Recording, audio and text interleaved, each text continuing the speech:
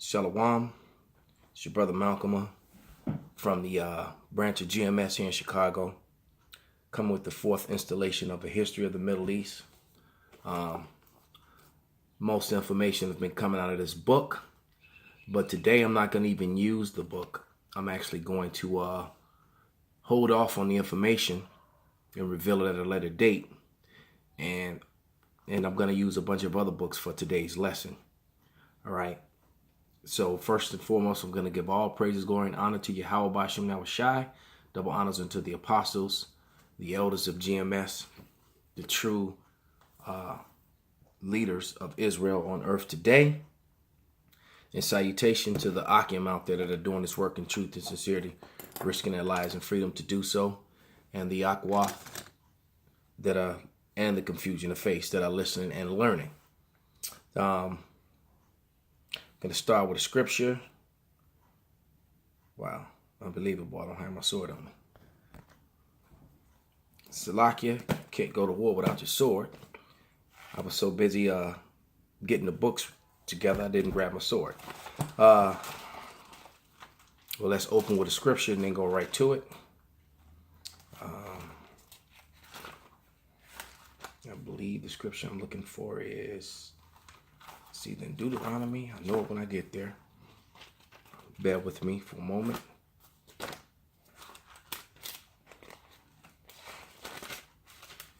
Yep, this is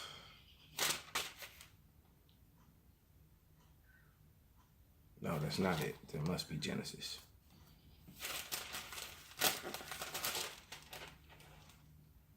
Salakia.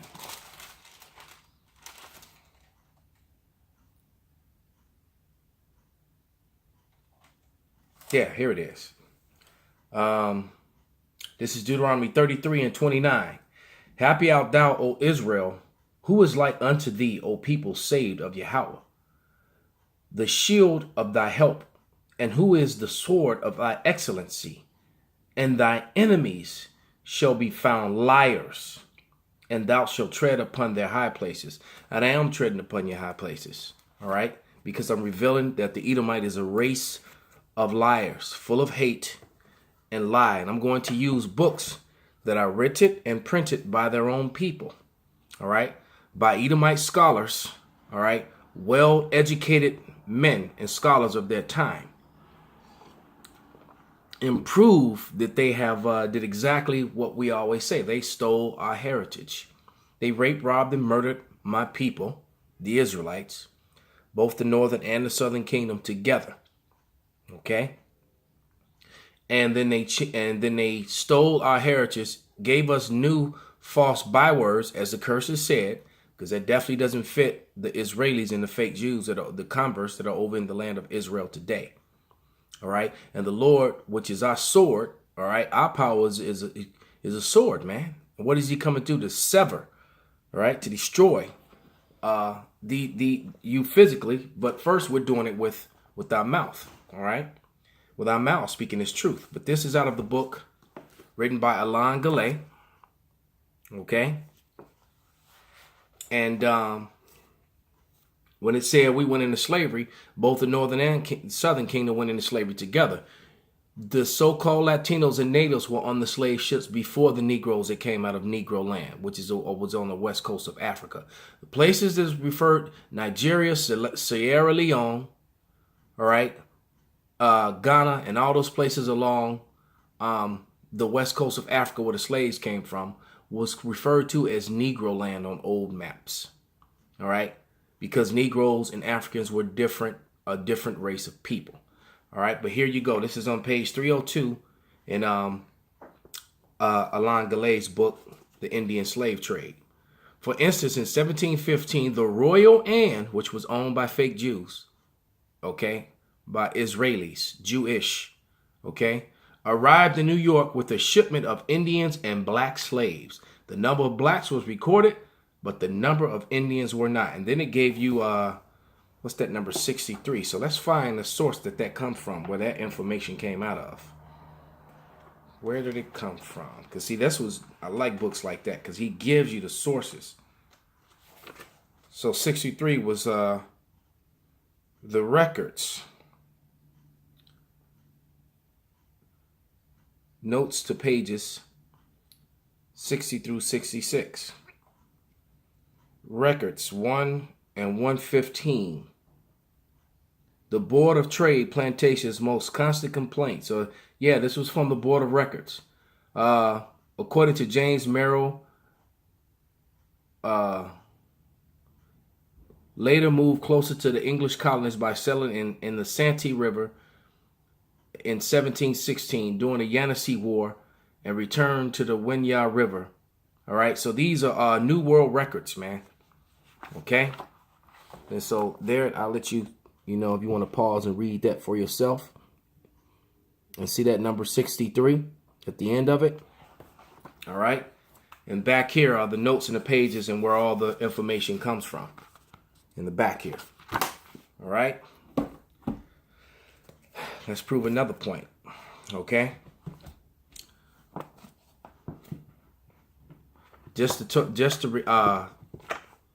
to make a clear understanding about the Middle East, and that Hamites, Egyptians, okay, that a Negroid race type, though not Israelites, were the original inhabitants of what is referred to as the Middle East.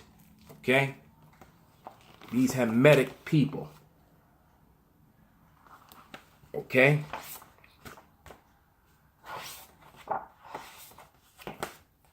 Okay, this dark race of thick-lipped, wide-nosed people who are not as attractive as Israelites, might I add, though they were dark, all right, that wore cornrows and braids and had dark flesh. Okay, the land of Canaan.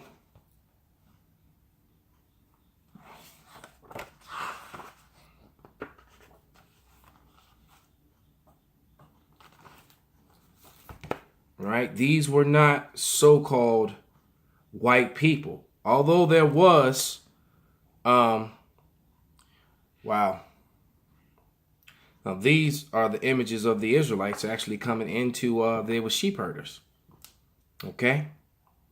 Coming into the land of Egypt. And there they are. The Egyptians standing up high, and the Israelites, the sheep herders, that are herding the goats into it. And there are images of them on the walls in Thebes too. All right? Those were not so-called white people, man. Those are brown flesh people, and those make up the Negroes, Latinos, and Native Americans, man. Beyond a shadow of a doubt. And these are relics from the time period when these things happened, man.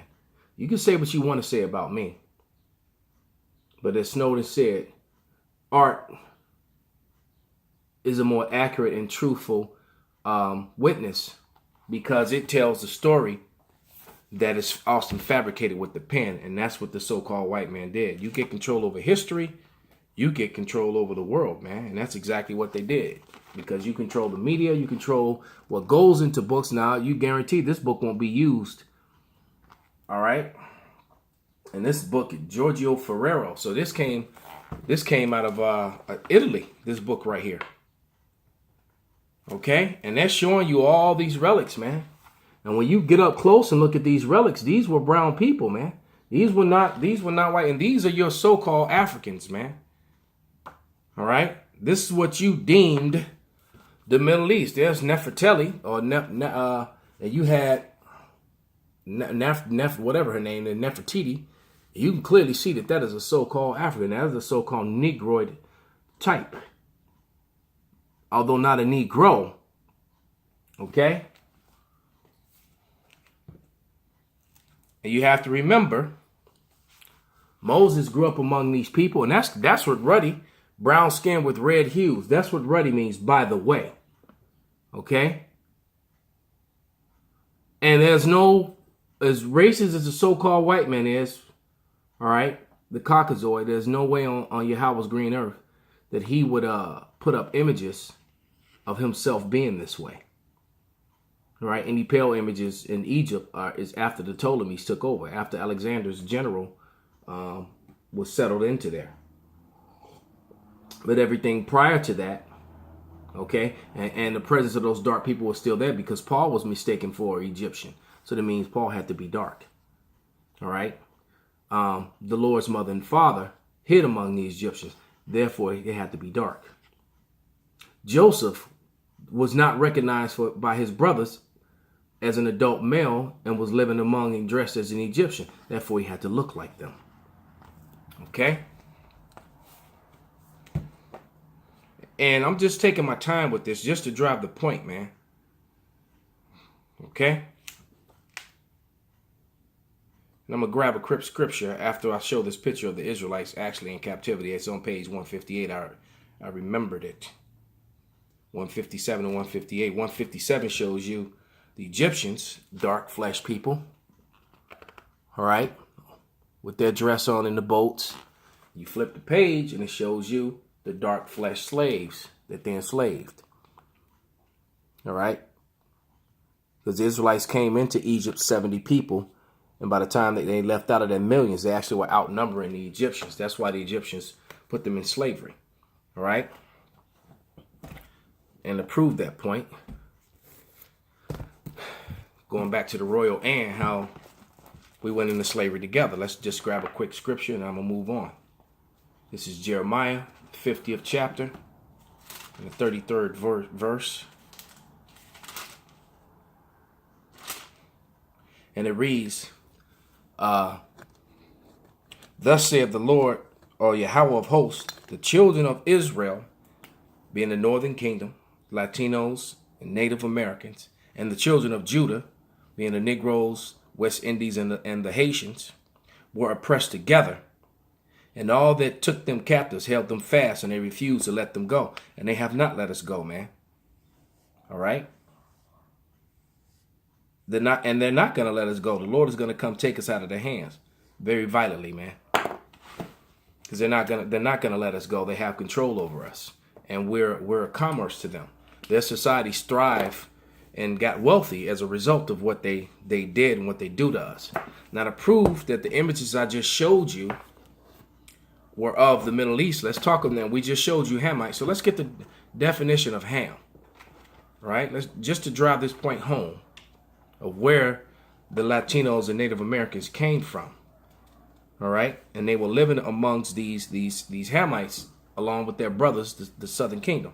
But this is Ham, a son of Noah, Cush, and Egypt, put in Canaan. See further on each of these four.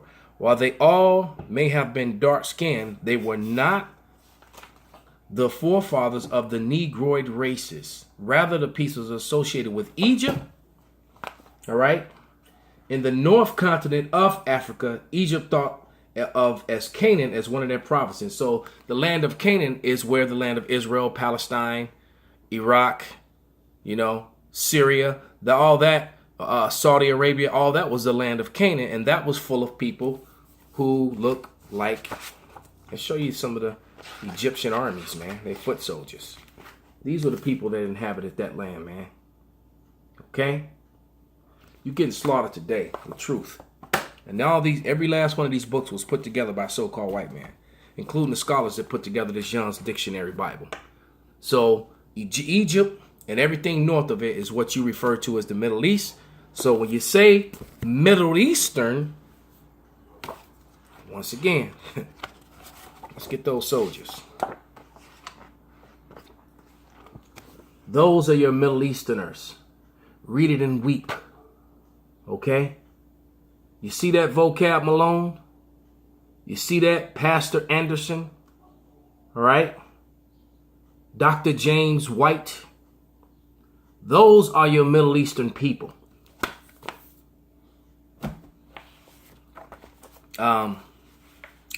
This is from the book Christopher Columbus, all right, and the participation of the Jews in the Spanish and Portuguese discoveries, okay? Page 15, it says, he also was Christopher Columbus. This book interested Columbus so much that he excerpted 3 whole chapters. He was also very fine. That's talking about Isaiah. He also, which I read Isaiah, scriptures from Isaiah identifying Israel in the New World in the first and second series of this series. You can go back and watch them. He was also very fond of reading the Bible in the fourth book of Ezra, which was probably written by Jew who lived outside of Palestine according to his own assertion. The incentive that impelled him to plan his discoveries was not love of science, but this was the interpretations of the prophecies of Isaiah. So he used the Apocrypha, the 13th chapter, the 40th verse is where it tells you. And he used that in the book of Isaiah, and he knew the direction that they sailed in, and he sailed in that direction until he ran into the New World. So that whole, he was Christopher Columbus is a lie. His name is Cristobal Colon. He was a fake Jew. All right. And he was very aware that there was a landmass over there because he followed the Israelites to this land. Because of the records that he had, he knew where they had gone to. All right. He didn't go. India was just a little bit more east, from the so-called Middle East. Okay. So that whole fabricated lie, like we tell you, the so-called white man is a liar, man, that he was looking for India. That's the convenient lie that they told. Page 99. Well, actually, I'm going to start at page 95. And on page 95, I got a lot of notes in here. Matter of fact, all those notes right there are the different books and titles and authors. Probably about 99% white. So those are all the different sources that I can go to. Well, so-called white scholars, okay, wrote about the Native Americans and the so-called Hispanics being Israelites, okay. And on this page, I've got 17 written down, 17 different, and in this book that this whole series starts with, he names 4 of them, okay. He names Roldan Adair Bradshaw, all right. Okay, but I've got 17 written here. Okay, so anyway, it says, to what race did these Aborigines of America belong? Several writers have asserted and have displayed much learning in attempting to prove the Aborigines were descendants of the Jews. His argument was derived from an unpublished manuscript which he discovered. Okay. In the library of San Pablo, Seville. And Seville, Spain became the reverse slave capital of the world. So that's where they were mainly bringing Northern Kingdom slaves to. And they give you, and if you watch the movie, the series, the Bogiers, they show you a Taino Indian being brought before King Ferdinand and Isabella, before the Pope. Because they saw these people and they wanted to make money off them. These people were wearing gold, and they knew that they had a lot of gold. And not only that their flesh could be used, man, for work and for pleasure. And that's exactly what they did to us. Okay?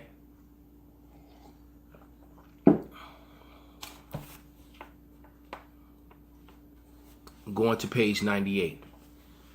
Roldan's chief argument in support of his view is the language of the Indians of Hispaniola, Cuba, Jamaica, and the adjoining islands. He contends that it has many resemblances to Hebrew.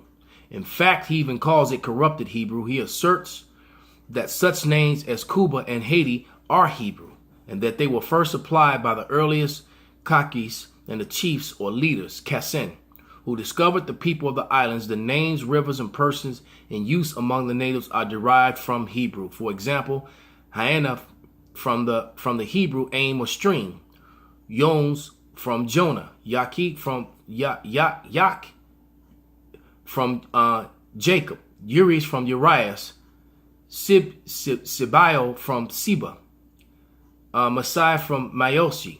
The name of their tools, of their little canoes, are Kansas. The name Axi for pepper.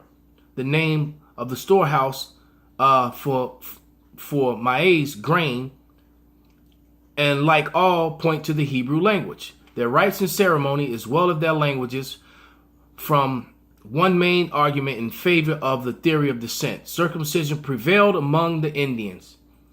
They often bathed in rivers. So these people were circumcising themselves. But yet, the so-called white man, as the author of this book, made it very clear how they would take their pens and demonize and lie and print deceitful lies about them. All right? And how they need to be conquered to so that their own souls could be saved and all that kind of madness. Bringing in that colonial plantation Christianity. All right? They refrained from touching dead and from tasting blood. They had definite fast days. Marriage with sisters-in-laws were permitted if they were childless widows. Wives were discarded for new helpmates. Yep. And so if your wife was out of order or not keeping, and in Hebrew custom, if your wife is being rebellious or out of order, you can put her away, man. Okay. And get a new helpmate. They also sacrificed first fruits on the high mountains under the shady trees. They had temples and carried a holy ark before them in time of war. They were also like the 10 tribes inclined to idol worship. There you go. All writers and travelers agree, moreover, that there were many Jewish types on of the face among the Indian Aborigines of America.